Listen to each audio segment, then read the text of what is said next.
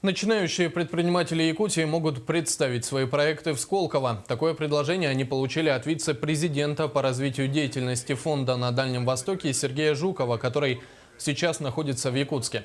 Он посетил открытие арктической стартап-школы «Спринт», которая организована Фондом развития интернет-инициатив совместно с технопарком и венчурной компанией «Якутия». В течение 3 дней участники школы получат поддержку московских экспертов по запуску бизнеса в сфере IT-технологий. По итогам работы стартап-школы определятся резиденты Фонда развития интернет-инициатив.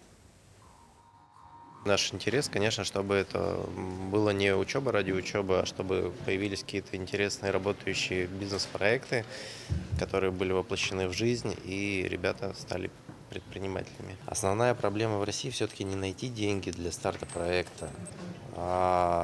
Не все понимают, что изначально нужно понять, какая проблема есть у клиента, и попробовать решить эту проблему.